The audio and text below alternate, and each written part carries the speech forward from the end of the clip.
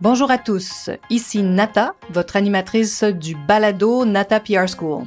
Vous êtes un entrepreneur ou un directeur de marketing et vous êtes sur le point de lancer un nouveau produit ou service?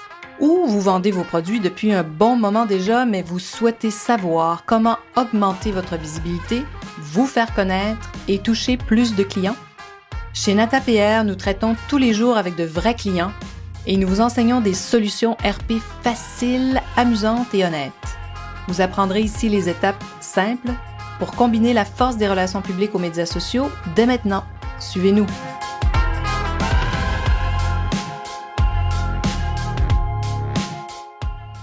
Bienvenue à ce 17e épisode du balado du podcast Nata PR School. Le communiqué mort ou vivant? C'est le thème du jour. Alors, le communiqué, est-ce que ça sert encore à quelque chose? Alors donc, on va parler de ça vraiment un peu plus en détail. À quoi ça sert? Qu'est-ce que c'est que cet outil? Pourquoi j'ai choisi le thème du communiqué aujourd'hui? Simplement parce qu'il y a des clients qui nous ont rapporté que de jeunes agences dans le vent n'utilisent plus le communiqué pour informer les journalistes ou les influenceurs. Alors, j'en revenais juste pas. J'en croyais pas mes oreilles. J'étais assez étonnée d'entendre ça, que des agences plus jeunes, plus nouvelles, n'utilisent pas le communiqué. Et j'avoue, j'étais un peu même inquiète. Parce que le communiqué, pour nous, c'est vraiment le cœur de ce qu'on fait. C'est un de nos outils, sinon l'outil le plus important. Bon, on le sait, le communiqué, c'est aussi dématérialisé comme tout ce qui nous entoure. Hein, c'est quand la dernière fois que vous avez écouté un CD ou pris un VHS pour écouter un film, n'est-ce pas? Donc, on écoute tout en virtuel, tout est dans les airs, hein, comme je dis toujours. Il n'y a plus rien de matériel. Donc, c'est la même chose pour le communiqué qu'on envoie beaucoup par mail, hein, comme on dit du côté de la France, ou via courriel. Donc, il est rarement en format papier, mais quoique, on l'imprime encore à l'agence aussi, ça nous arrive d'imprimer des communiqués. Mais bon, nous envoyons, comme je dis toujours, beaucoup de produits. On est des spécialistes des produits de la consommation. Donc, souvent, on fait connaître des marques, des produits, des entreprises à des journalistes et des influenceurs. Ce qui veut dire qu'on fait beaucoup de très nombreux envois dans une année de produits. Parfois, maintenant, on est rendu très créatif. Des fois, il y a des emballages plus imposants que d'autres. Mais tout ça pour dire qu'on y inclut toujours, un communiqué. On l'imprime donc à ce moment-là, on fait une version papier qu'on met dans la boîte avec le produit. Alors, pourquoi on fait ça? Parce qu'on veut aider nos amis journalistes à comprendre de quoi il s'agit quand ils ouvrent la boîte. Alors donc, j'ai continué ma recherche pour savoir si vraiment, aujourd'hui, le communiqué était mort. J'ai appelé quelques connaissances. Je connais bien sûr beaucoup de journalistes, des influenceurs avec qui on collabore régulièrement. Et je leur ai posé la question, mais est-ce que c'est vrai que vous recevez des produits sans communiquer, sans information? Eh bien, il semble que oui. Il semble que c'est tout à fait vrai que plusieurs produits leur sont envoyés sans information, donc sans ce petit bout de papier qui est le communiqué. Qu'on appelle le communiqué, avec un titre, le communiqué et des informations de base sur ce qu'est le produit, quel est son prix, où est-ce qu'on peut le trouver, où est-il disponible. Alors donc, je me suis dit, mais c'est pas possible. Alors, mais sachez que quand ils reçoivent des produits sans information, ça vaut autant pour des journalistes que des influenceurs, ceux qui sont très, très, très sollicités, là, ceux qu'on veut, ceux qu'on essaie de capter leur attention, là, ceux-là, c'est fort possible qu'ils mettent votre produit de côté. Faut pas oublier que les humains sont des humains. On est tous humains, donc quand ça demande un effort de plus, vous comprenez, ils ouvrent la boîte, ils sont pas toujours devant leur ordinateur, ils voudraient en parler spontanément de votre produit, mais ils n'ont aucune information à part un sac de produits, par exemple. Vous comprenez? Alors, bien sûr, ils peuvent aller consulter le site Internet du client, mais ça veut dire, se rasseoir, faire des recherches. Alors, nos influenceurs et nos journalistes sont des humains, comme nous. Ils aiment quand c'est facile. Et c'est notre travail, à nous, les agences de relations publiques, et aussi vous, compagnie ou entreprise ou solopreneur, qui voulez qu'on parle de vous. Si vous voulez qu'on parle de vous, rendez ça le plus facile à l'autre bout pour que ça devienne, qu'il n'y ait aucune raison pour qu'on ne parle pas de vous, qu'ils aient tout. qui ne trouvent pas de prétexte pour dire « Ah, j'ai pas les informations, je chercherai une autre fois ».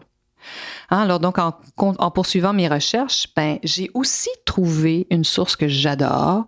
J'ai consulté un rapport, le rapport annuel de l'entreprise Cision. Cision, si vous voulez le trouver, vous pouvez bien sûr le faire vous aussi. Vous allez sur le site de Cision, C-I-S-I-O-N, Cision. Ils ont un rapport annuel qui s'appelle The State of the Media Report, donc un rapport sur l'état des médias qu'ils envoient à plusieurs milliers de journalistes. Et bon, je sais pas exactement combien, j'ai pas cette information-là, ça doit être indiqué dans le rapport, mais bon, des milliers. Et donc, ça donne quand même des statistiques qui sont assez formidables. Et je suis tellement heureuse de les partager avec vous aujourd'hui parce que souvent, donc nous, bien sûr, on est au front tous les jours, on parle aux journalistes, on parle aux influenceurs, donc on a ce sens-là. Mais quand c'est mesuré, là, ça donne encore plus de poids à ce qu'on sait, à ce qu'on sent. Qu'est-ce que nous dit ce rapport de l'état des médias? Alors, il nous rapporte que 63% des personnes interrogées ont indiqué qu'elles souhaitaient recevoir un communiqué de la part des professionnels des relations publiques. Pas 10%, là, 63%, ce qui est un nombre impressionnant, énorme pour moi. Et ce pourcentage augmente à plus de 70% dans certains pays européens, en Allemagne entre autres, je crois que c'est 73%. Donc tout ça pour dire que c'est un outil incroyable et pourquoi vous en privez, n'est-ce pas? Donc les journalistes aiment le communiqué de presse. Les professionnels des médias l'ont classé, eux, comme étant le document le plus important reçu de leur contact RP, donc amis professionnels des relations publiques, à votre communiqué parce que c'est un outil important. Ils considèrent donc ce communiqué comme étant leur principale source d'information. Puis ce point de vue-là est vraiment presque universel car les journalistes de partout, du monde entier, citent le communiqué de presse comme la source d'information la plus fiable, ce qui n'est pas rien. Donc, jusqu'à 70%. 63% disent donc que le communiqué est extrêmement important pour eux. Alors donc, ça vaut la peine de passer du temps sur un communiqué et de trouver les informations importantes. Et je dirais que ce qui importe vraiment, c'est de rendre ce communiqué-là efficace. Qu'est-ce qu'on peut faire? Et dans le rapport Cision, The State of the Media Report, il y a des statistiques formidables. J'adore les chiffres, comme vous pouvez voir, vous pouvez le constater. Donc, 45% adorent quand il y a une accroche média forte, souvent le titre qu'on formule. Qu'est-ce que ça veut dire? Donc, au fait, moi, je suis complètement, c'est ce que j'adore, ça fait partie des choses que j'aime le plus, trouver des titres accrocheurs. Et quand les journalistes reprennent mon titre tel quel, c'est le bonheur total. Donc, par exemple, vous pourriez dire « L'entreprise Mouton choisit le mérino durable ». Donc, voilà, ça peut être un titre accrocheur. Et puis, il y en a des milliers. Je peux vous en donner plusieurs exemples aussi, bien sûr.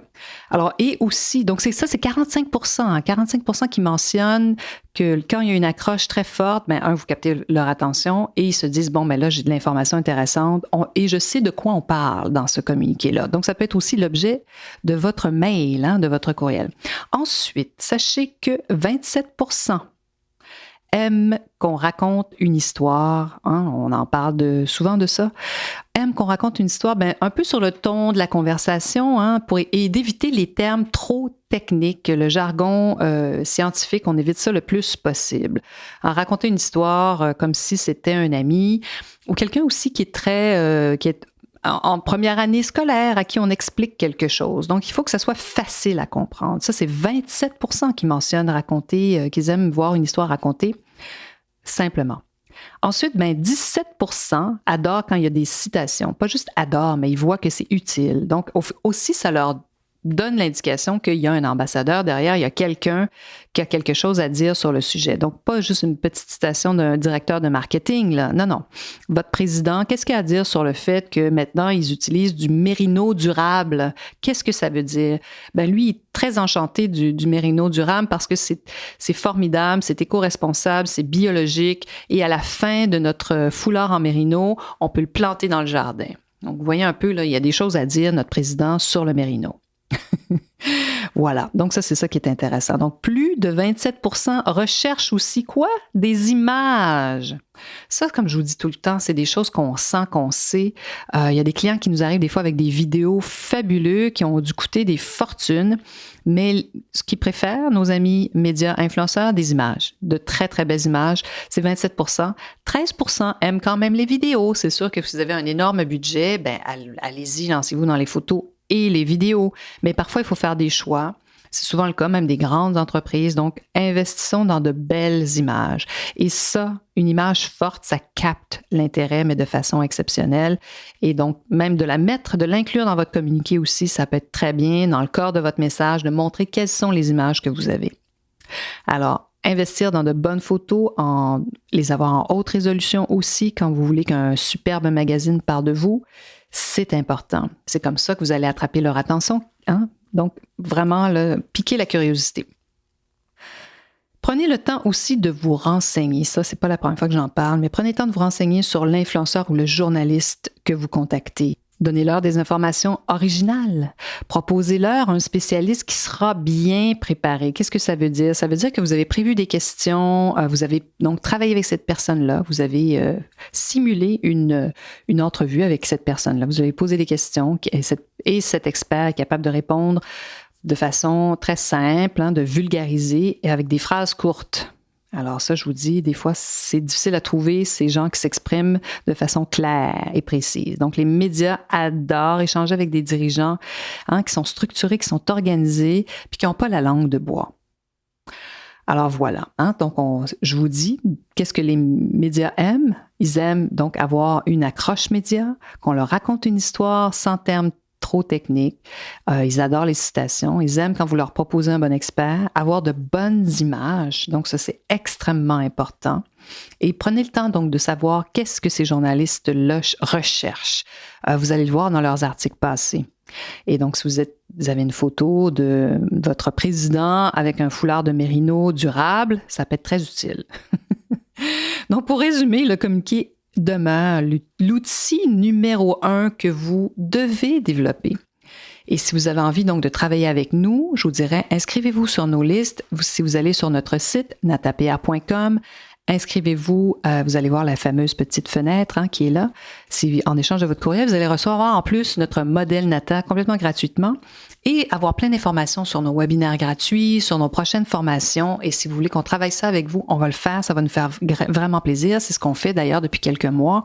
Et vraiment, c'est extrêmement satisfaisant de voir comment c'est possible pour des gens qui connaissent pas ça, qui ont peut-être jamais fait de communiqué, d'apprendre ces techniques-là que nous, on utilise tous les jours à l'agence. Alors oui, le communiqué est toujours bien vivant. Et je vous dirais, vous pouvez aussi, comme je dis toujours, faire des recherches sur Google. Si vous n'avez pas envie de travailler avec nous pour toutes sortes de raisons, vous voulez faire des choses par vous-même, vous pouvez bien sûr le faire. Faites des recherches en ligne, vous allez en trouver des communiqués. Essayez de voir ceux qui sont dans des formats comme ceux que je viens de vous parler, là. Donc, avec vraiment une histoire à raconter intéressante, des citations, des images, etc.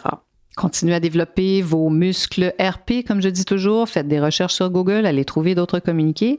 Et j'espère que ce podcast vous aura été utile, que vous aurez appris quelque chose que vous pouvez déjà mettre en pratique dès aujourd'hui. Et j'espère que vous serez là la semaine prochaine. Vous êtes curieux et souhaitez en savoir plus sur comment implanter des stratégies de relations publiques? Rendez-vous sur natapr.com et inscrivez-vous sur notre liste. Vous recevrez le modèle NataPR pour créer une campagne RP réussie.